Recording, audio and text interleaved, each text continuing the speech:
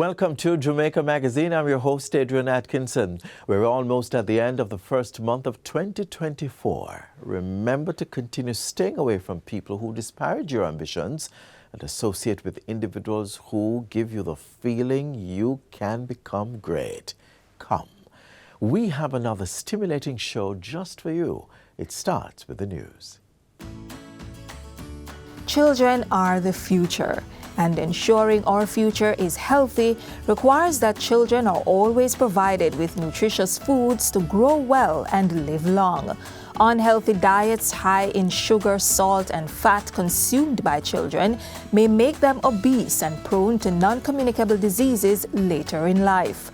Healthy foods and beverages not only help them learn better, but also protects them from non-communicable diseases such as some cancers, diabetes, hypertension, and cardiovascular diseases in their childhood and adult life.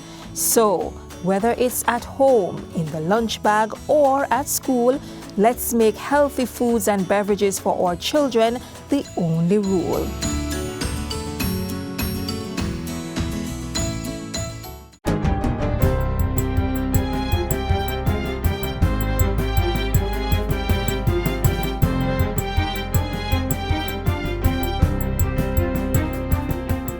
Good day, I'm Twyla Whelan and this is your JIS News for Monday, January 29, 2024. Minister of Tourism Edmund Bartlett has announced the largest Spanish investment of over $2 billion coming this year. The move will create approximately 19,000 new jobs in construction and tourism services and comes on the heels of Jamaica's successful participation of FITR in Madrid, Spain. FITR is one of the largest gatherings of tourism professionals globally, this year attracting 8,000 exhibitors representing 130 countries and over 300,000 attendees. During the trip, Minister Bartlett and his team concluded negotiations with 3 major Spanish hoteliers who are now in advanced stages of development approval in Jamaica for groundbreaking events this year. The projects will bring luxury rooms in Lucy Hanover by Grand Palladium, housing units for tourism workers, a convention center, entertainment facilities and golf courses, among other amenities. The tourism minister says the investments are a testament to the confidence Spanish hotel partners have in destination Jamaica.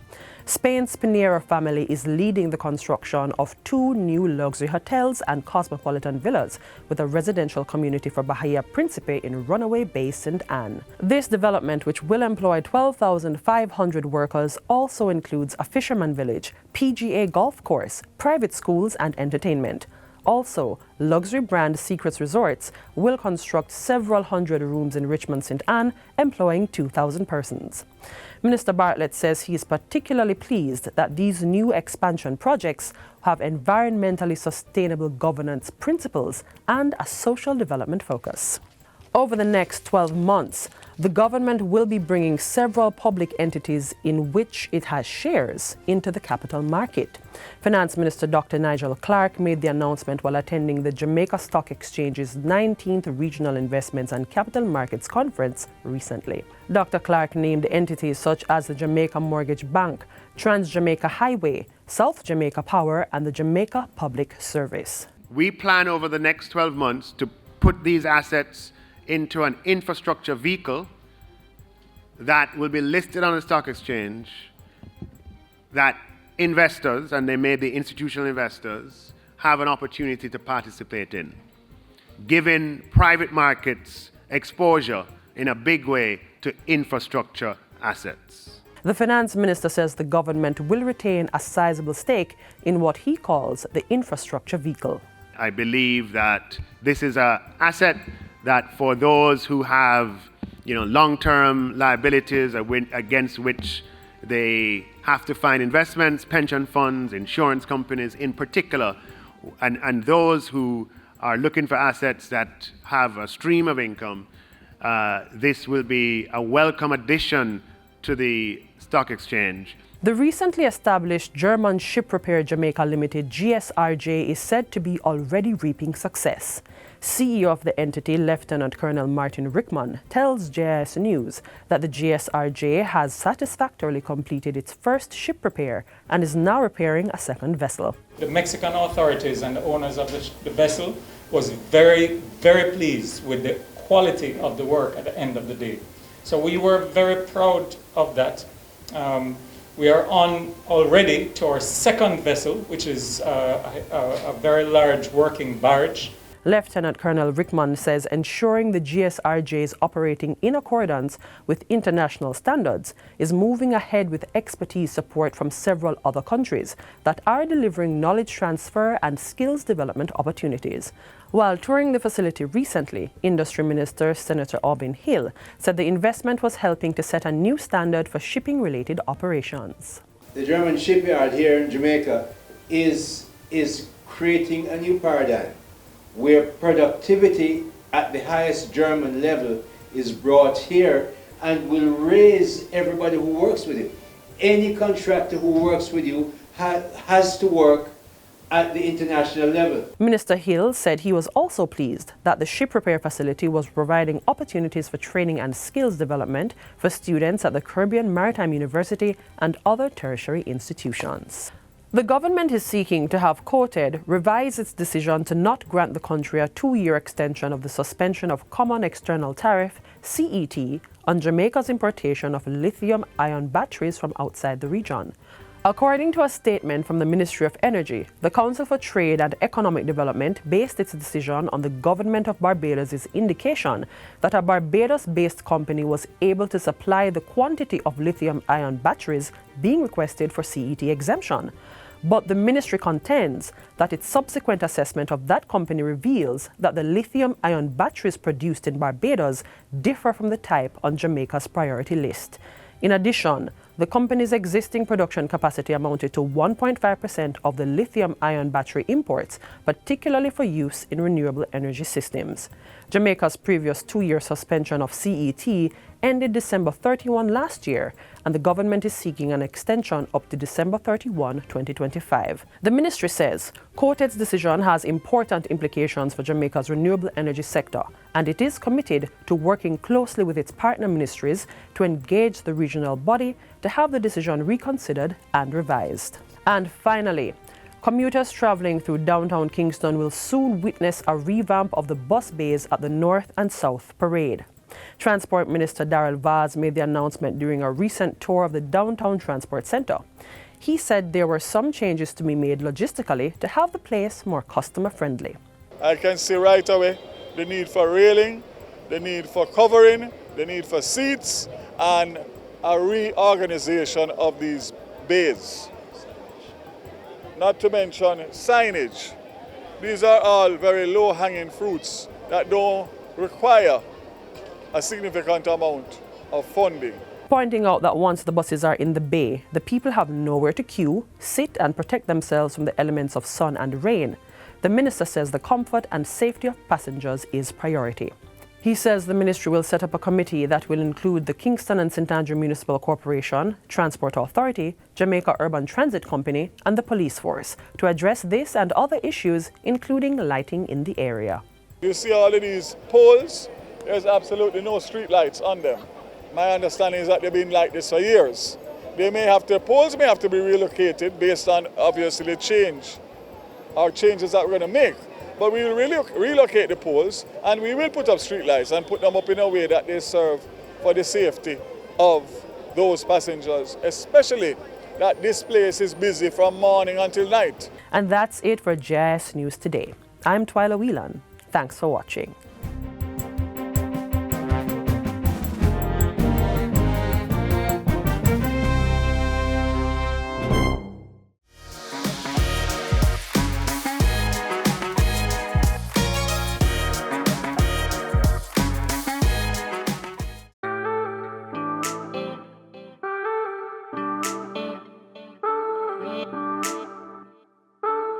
With grit and resilience, women have earned their success in many professions, even the ones that are male-dominant.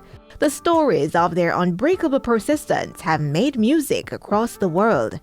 A similar story takes us to a district in Clarendon where we encounter a woman working purposefully to make her mark.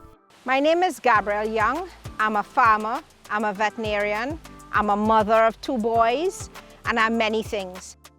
Dr. Young's path to the farm did not begin with that clear destination in mind, but in retrospect seems almost destined.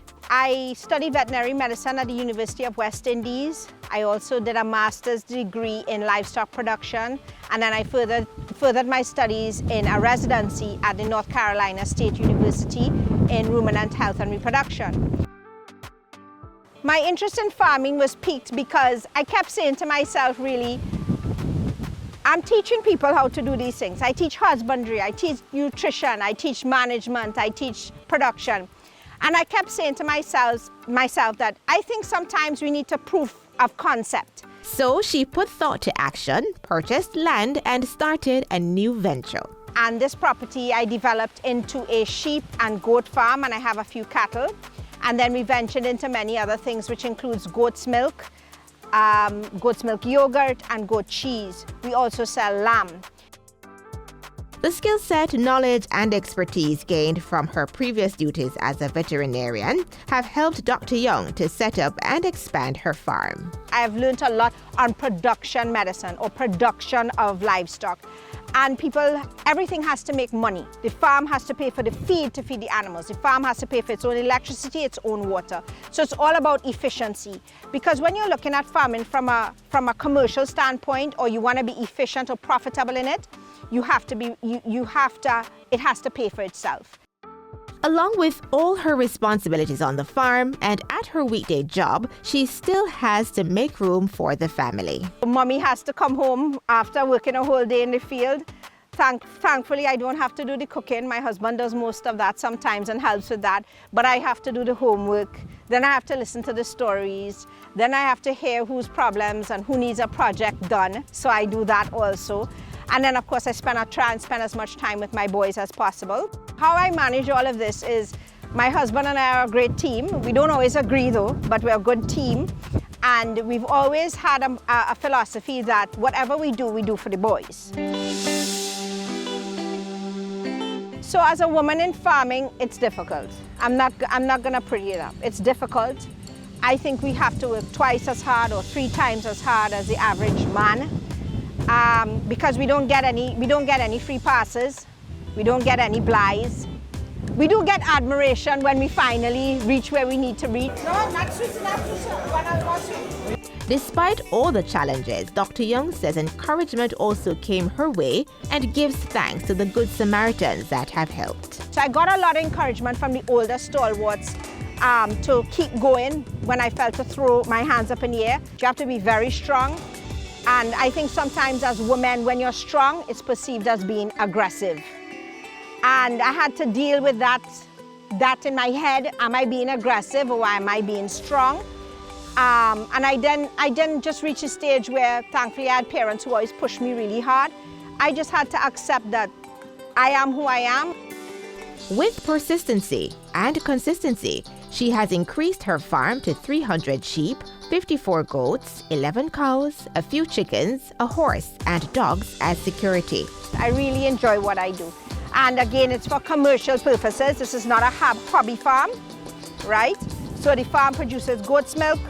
We make yogurt from the goat's milk. We make cheese. And we also do premium lamb. So all of that is in the mix and selling.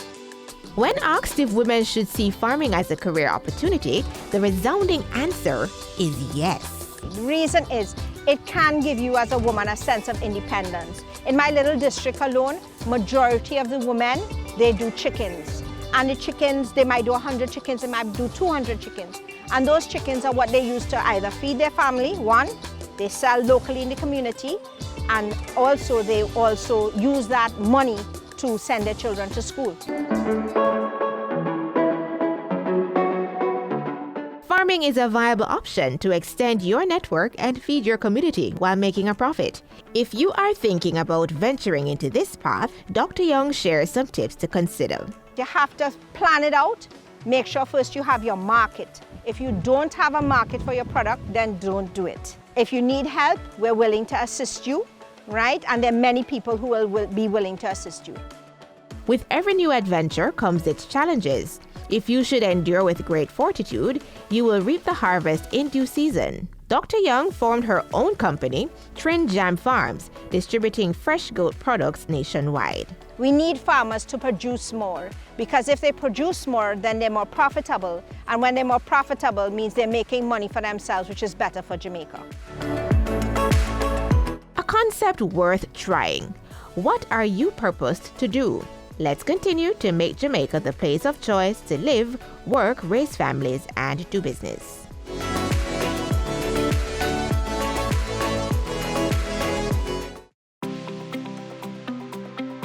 Flu season is here. Let's fight the flu with these tips. Stay up to date with recommended flu vaccines. Practice good hygiene, that is frequent hand washing and sanitizing, covering your mouth and nose when sneezing, and sanitizing frequently touched surfaces. You're also encouraged to eat a balanced diet, take vitamin and mineral supplements, stay hydrated, and stay away from persons displaying flu-like symptoms. Protect yourself this flu season.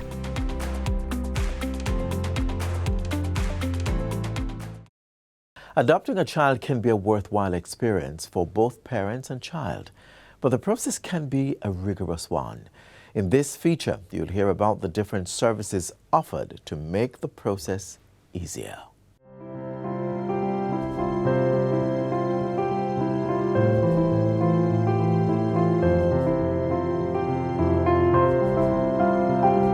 Thank you for your interest in adoption in Jamaica. Please download the adoption guidelines below, which are intended to assist you with the completion of your application form.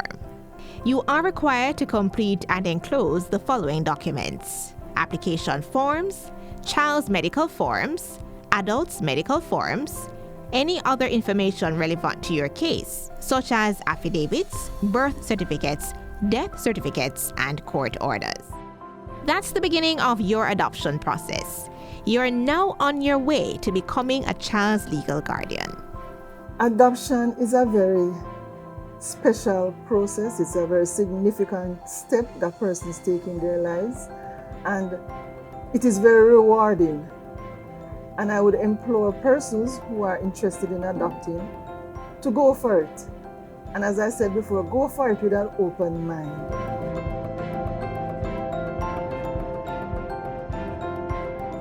People misconceive adoption because the stigma that is attached to it, in that persons, I don't know if maybe it is a cultural thing, but persons don't willingly talk about adoption. It's mostly a secret, and you find that people go away with the wrong ideas, in that persons believe that maybe the process is too long, maybe they believe that we should not have such a rigorous process, but you have to understand it's a life commitment, and you want to ensure that a child being adopted is being placed in the best possible placement.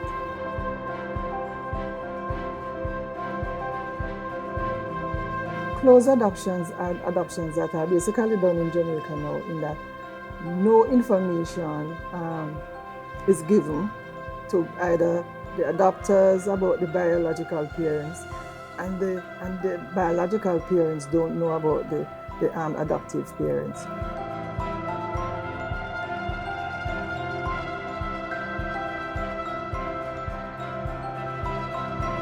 The process for adopting overseas is basically very similar to the process for Jamaica, whereby you are needed to fill out the form, get the necessary supporting documents, birth certs, marriage certs. However, overseas applicants need to ensure that they have home studies, because that is the way you're going to find out about the overseas person's background.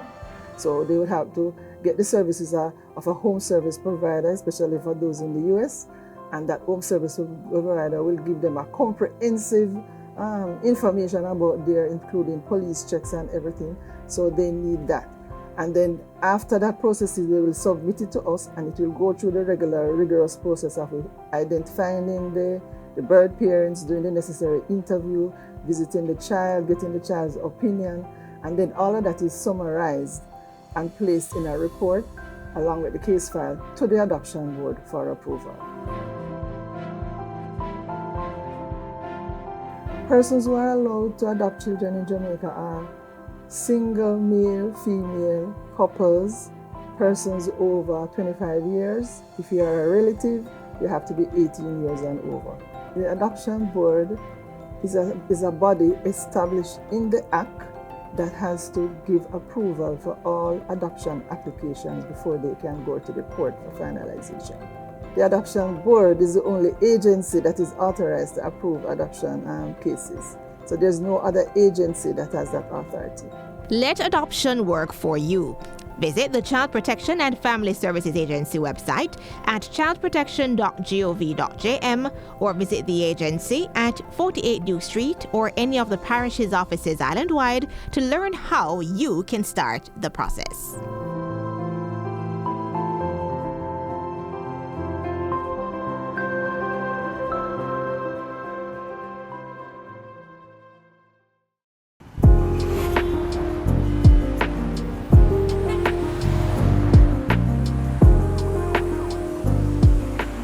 All motorists, pedestrians, private and public operators, motorcyclists, it is important for us to drive defensively. Driving defensively saves lives, and we know that lives are most important to each and every one of us. It is important also to be trained and certified as a defensive driver, for it increases the likelihood that you'll prevent collisions on our roadways.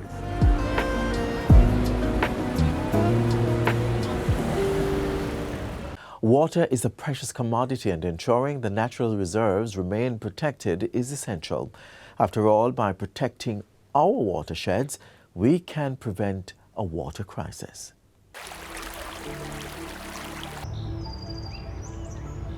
Jamaica, the land of wood and water. Preserving the rich history of our island's natural bounty is centered on the core ideal of sustainability. So, with every precious drop of rainfall harvested into the beautiful canopy of the island, increasing the urgency to safeguard our water sources is everyone's responsibility.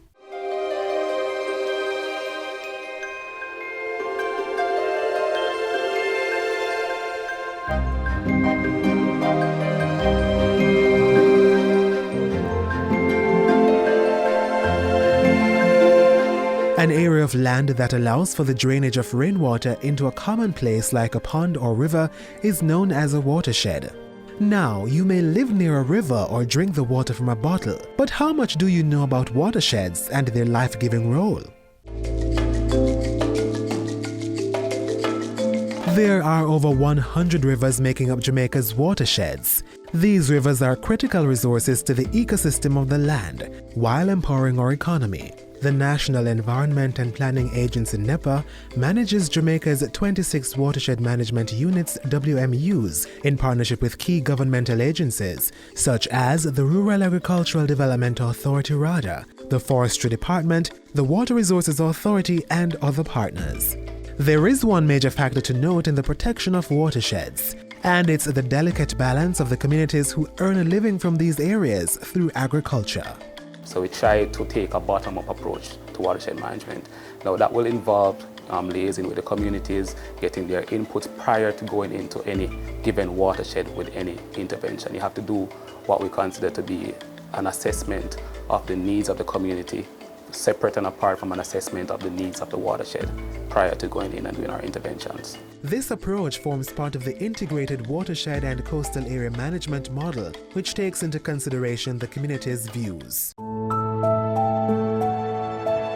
Under the Watersheds Protection Act of 1963, watershed areas are declared and regulated to conserve the water resources, while allowing residents to gain from popular land economic activities such as farming. You do have complementary acts that would speak to watershed management. So you have, for example, the RADA Act of 1990 that will allow for the use of extension services, which translate into watershed management as the use of sustainable land management practices with the farmers. There are 7 other pieces of legislation that support the Major Watersheds Protection Act. Finding the balance between benefiting from the resources in watersheds and preventing its degradation is continuous work by the environmental authorities. In 2015, a $3.9 million Yallas Hope watershed restoration project was launched, as a joint initiative between the government and the Inter-American Development Bank (IDB. The Yalis and Hope River watershed supply 40% of the drinking water in the densely populated urban parishes of Kingston and St. Andrew. We would have trained under that project over 5,000 farmers in sustainable land management.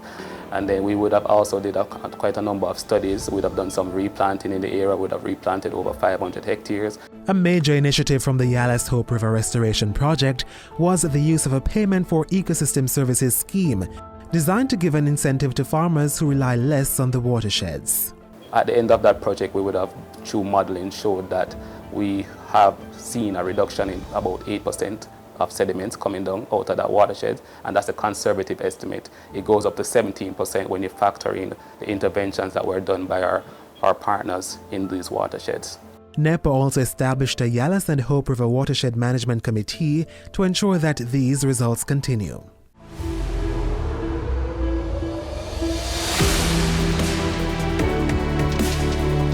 Jamaica's international ranking as a strong and actions-based drive of environmental protection is steadily growing. A Jamaican Path from Hills to Ocean project is the latest initiative to restore 3 major watersheds across the island in the next 5 years. The $1.05 billion Jamaican dollar project is a joint partnership between the government and the European Union, executed by the Planning Institute of Jamaica in support of NEPA and RADA. So the rapid ecological assessment is expected to inform some of the project activities that will help with the RADA-led components in identifying some areas that will be prioritized for intervention, and those priority will be for trainings for farmers and other techniques that would help with the overall watershed management. The Cassiton Botanical Garden is one particular location within one of the watershed management units that would benefit mostly from some of these activities. Work will also be done on 2 wetland ecosystems, Winds Morass in Trelawney and the Mason River Protected Area on the border of St. Ann and Clarendon. And those activities would help with the overall preservation and conservation of those 2 wetland areas to stem or kind of address some of the challenges we are currently facing with issues of encroachment or solid waste deposits, and also the general sensitization through the use of signage and public education. The project will also flow into the protection of Jamaica's marine life. So the assessment of seagrass, the health and distribution of seagrass beds within the Ocherius Marine Park and the Helsha, Half Moon Bay area will also be assessed, so we can see if the activities implemented over the 5-year period would have helped with the health or the general health of the marine environment in these areas.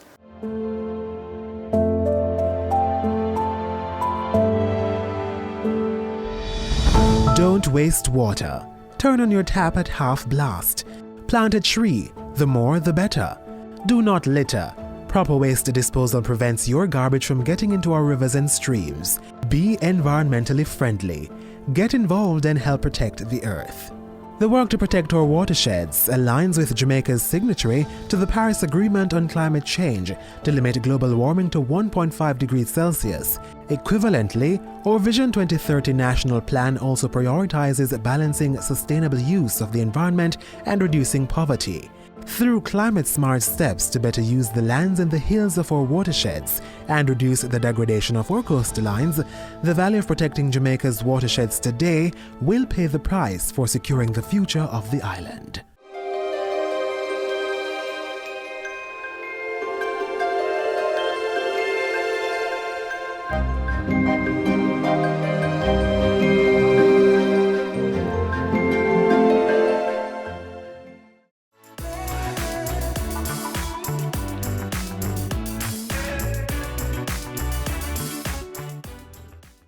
Well, thank you so much for being with us today on Jamaica Magazine. Do join us again tomorrow for another interesting journey. Of course, you can visit our website, gis.gov.jm, for more news you can use. On behalf of the entire production team, I'm Adrian Atkinson. Thank you so much for watching. This has been a production of the Jamaica Information Service, the voice of Jamaica.